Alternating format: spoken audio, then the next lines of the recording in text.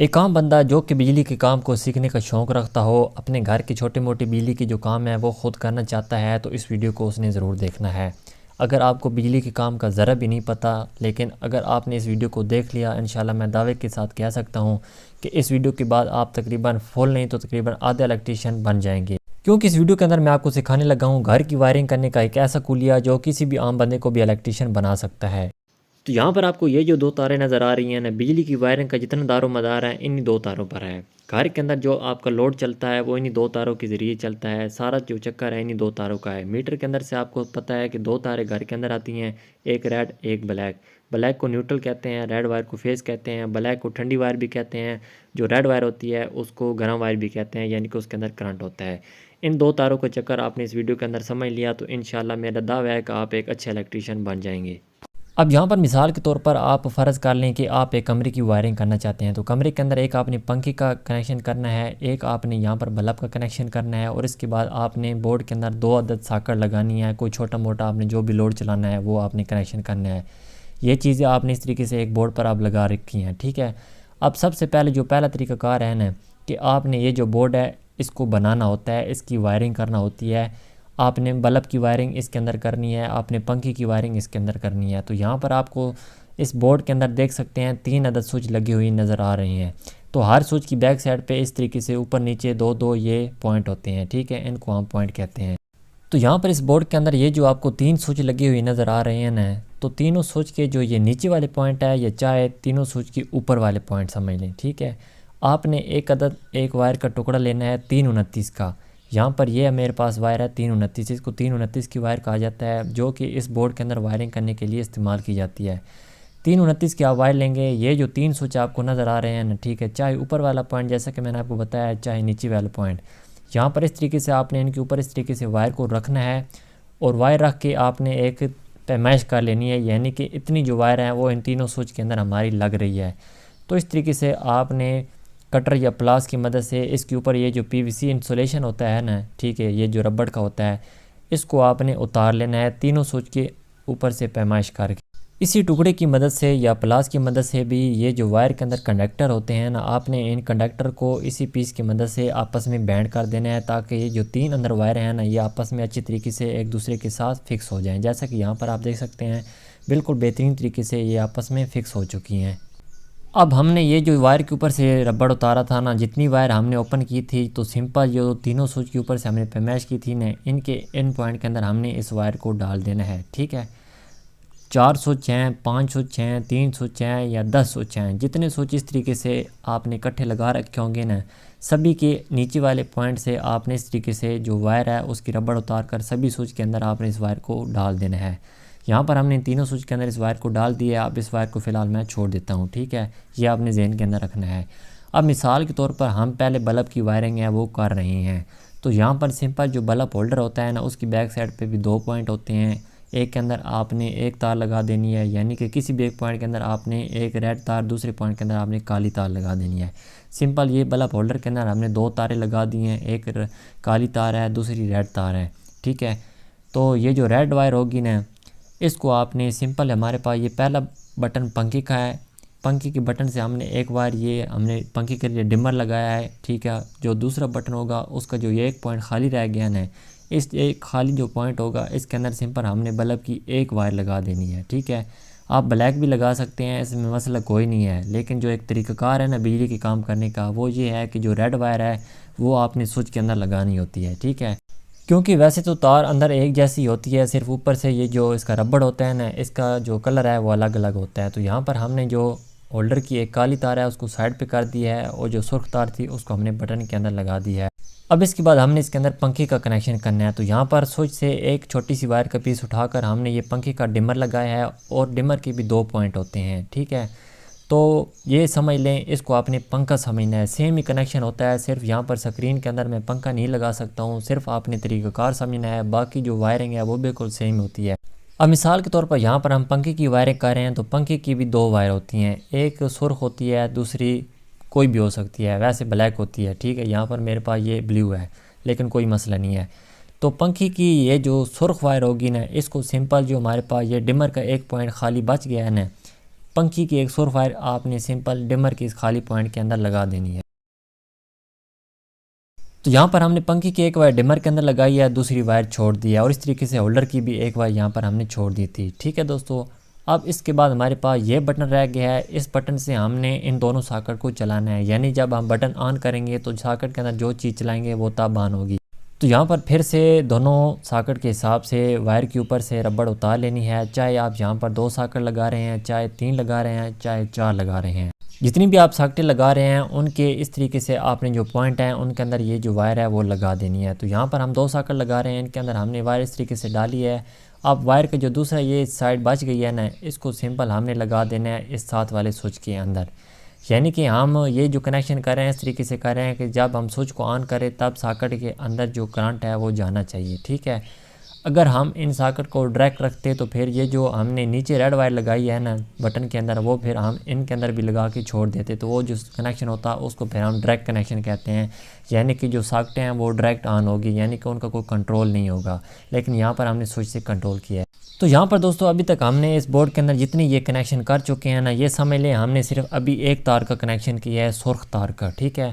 اب ہم نے اس کے اندر جو کالی تار کے کنیکشن ہیں وہ کرنے ہیں۔ ٹھیک ہے، تو یہاں پر آپ ساکٹیں دیکھ رہی ہیں نا،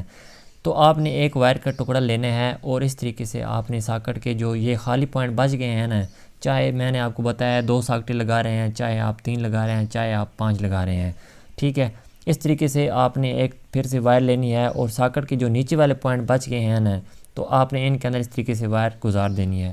اب یہاں پر رہ جاتی ہے یہ کالی تار جس کو ہم نیوٹرل وائر کہتے ہیں۔ تو یاد رکھیں دوستو، جو نیوٹرل کا کنیکشن ہوتا ہے نا بورڈ کے اندر، وہ صرف اور صرف ساکٹ کے اندر ہی یہاں پر دیا جاتا ہے۔ جیسا کہ یہاں پر ہمارے پاس اس بورڈ کے اندر ابھی صرف 2 ساکٹیں لگی ہیں نا،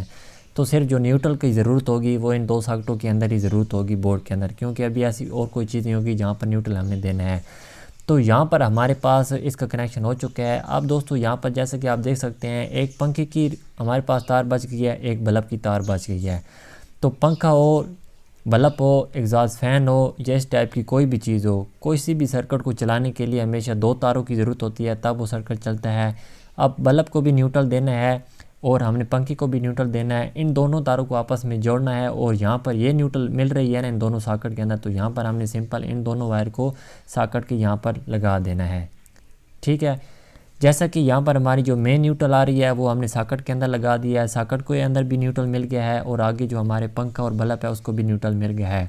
فار ایگزامپل اگر یہاں پر ہمارے بورڈ کے اندر ساکٹیں نہیں ہوتی تو سمپل جو یہ بلیک وائر ہم نے لگائی ہے نا، یہ پھر ہم بورڈ کے اندر نہیں لگاتے، صرف ہم نے پنکھی کی ایک تار اور جو بلب کی ایک کالی تار تھی اس کے ساتھ ہم نے یہ جو مین وائر آ رہی ہے نا کالی تار، وہ ہم نے ان تار کے ساتھ جوڑ دینی تھی، بورڈ کے اندر پھر ہمیں ضرورت ہی نہ پڑتی۔ لیکن یہاں پر ہم نے ساکٹ کے اندر بھی نیوٹرل دینا ہے اور پنکھے کے نیوٹرل بھی یہاں سے ہم نے دے دیا ہے، تو اس طریقے سے ہمارا یہ جو کنیکشن ہے یہ مکمل ہو گیا ہے۔ ساکٹ بھی تب چلے گی جب آپ اس کے اندر نیوٹرل اور فیز دیں گے، تو آلریڈی یہاں پر اوپر ہم نے یہ فیز دے دیا ہے اور یہاں پر ہم نے نیوٹرل دے دیا ہے، تو اس طریقے سے جو بھی چیز ساکٹ کے اندر لگائیں گے تو وہ چیز چل جائے گی۔ ٹھیک ہے، اب ہم نے بریکر کے اندر یہ وائر کس طریقے سے لگانی ہے، اب اس پر آپ نے غور کرنا ہے۔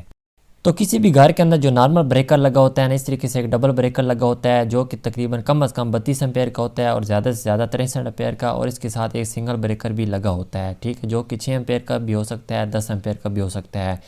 اب دوستو یہاں پر ہم نے جو اس کے اندر کنیکشن کرنا ہے، تو بورڈ کی جو یہ ریڈ وائر ہم نے چھوڑی ہے نا، ٹھیک ہے، جو کہ صرف سوئچ کے اندر ہم نے لگائی تھی، چاہے بریکر کے اوپر لگا دیں چاہے نیچے لگا دیں، اس سنگل بریکر کے اندر کوئی مسئلہ نہیں ہے۔ ٹھیک ہے، تو یہاں پر سمپل ہم نے یہ جو وائر ہوگی نا بورڈ سے جو آؤٹ ہو کے آ رہی ہے، اس کو ہم نے بریکر کے یہ اوپر والے پوائنٹ کے اندر لگا دینا ہے۔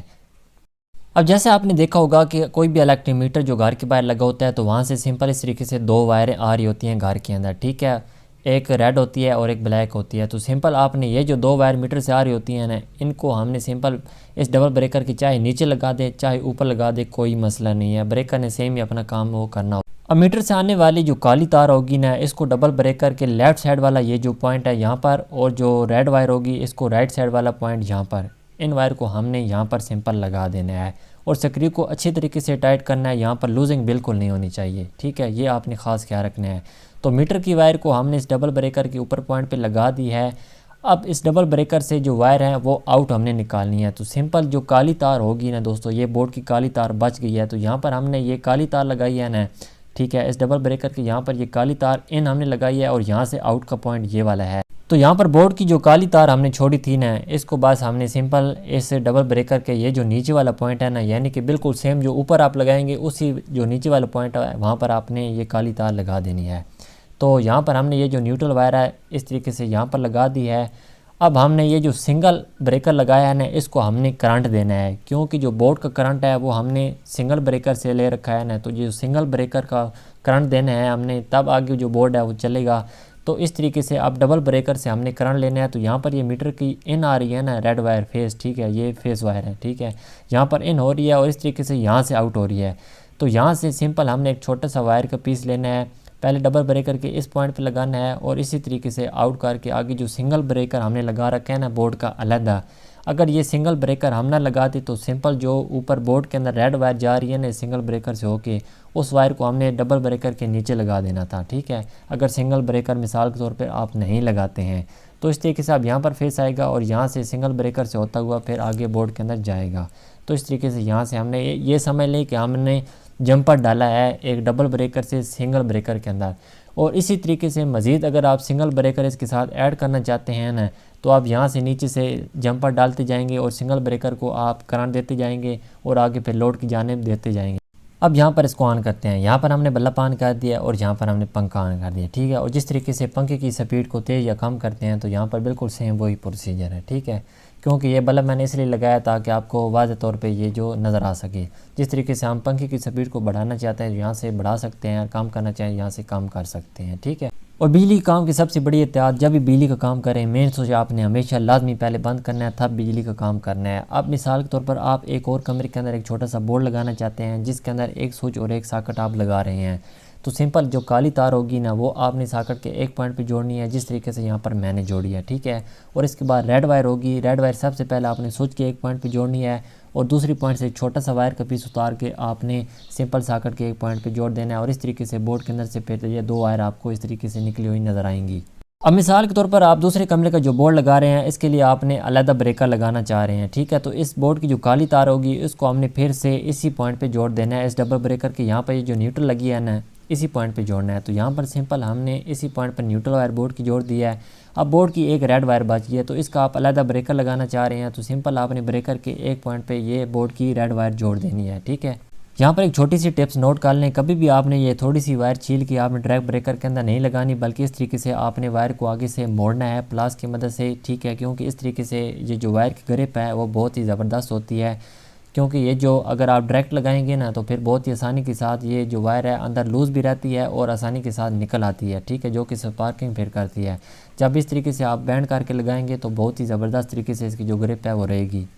اب یہاں پر ہم نے یہ جو بریکر لگایا ہے نا، تو بریکر کے اندر ہم نے پہلے کرنٹ دینا ہے، کیونکہ بریکر کے اندر کرنٹ ہوگا تو تب آگے بورڈ کے اندر جائے گا نا، تو سمپل ہم نے یہیں سے یہ جمپر وائر لے لینی ہے، ٹھیک ہے، جو ہم نے پہلے بریکر لگایا ہے نا، پہلے ڈبل بریکر کے اندر کرنٹ آئے گا، یہاں سے اس بریکر کے اندر جائے گا اور یہاں سے پھر آگے جو تیسرا بریکر ہے اس کے اندر جائے گا، ٹھیک ہے۔ تو اس طریقے سے آگے سٹیپ بائی سٹیپ آپ بریکر لگاتے جائیں گے اور آگے لوڈ کے اندر الگ الگ جو وائر ہے وہ سنگل بریکر کے اندر آپ لگاتے جائیں گے۔ اب یہاں پر ہم اس بریکر کو جب آن کریں گے نا تب ہمارا یہ جو بورڈ ہے یہ پھر آن ہوگا، ٹھیک ہے، کیونکہ ہم نے جو اس کا سیپریٹ بریکر ہے وہ کر دیا ہے، تو اس طریقے سے اب اس بورڈ کے اندر جو سپلائی ہے وہ اس کے الگ بریکر سے ہو کے جائے گی، جیسا کہ یہاں پر آپ دیکھ سکتے ہیں بالکل بہترین طریقے سے یہاں پر یہ جو بلب ہے آن ہو رہا ہے، ٹھیک ہے۔ اگر ہم نے بند کرنا ہے تو یہاں سے بند کر دیں گے تو جو بورڈ کی سپلائی ہے وہ بند ہو جائے گی۔ تو اس طریقے سے عموماً آپ نے دیکھا ہوگا کہ ڈی بی کے اندر الگ الگ بریکر لگے ہوتے ہیں، وہ اسی پرپس کے لیے ہوتے ہیں، ہر روم کا الگ الگ جو ہے وہ بریکر لگایا جاتا ہے۔ اب یہاں پر اگر اس کو بند کر دیں گے تو اس کے اندر سپلائی بند ہو جائے گی، ٹھیک ہے۔ اگر ہم پورے گھر کے مین بریکر کو بند کریں گے تو پورے گھر کی جو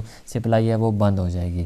تو دوستو یہ ہے بجلی کی وائرنگ، ٹھیک ہے، جس کو لوگ بہت مشکل سمجھتے ہیں، صرف آپ کا تھوڑا سا ٹیکنیکل ذہن ہونا چاہیے، کیونکہ بجلی کی وائرنگ کے اندر جو ساری گیم ہے ان دو تاروں کی ہے۔ تو دوستو میرے خیال میں اس سے آسان طریقے سے شاید ہی آپ کو کسی نے بتایا ہو کہ جو بجلی کی وائرنگ ہے وہ کس طریقے سے کی جاتی ہے،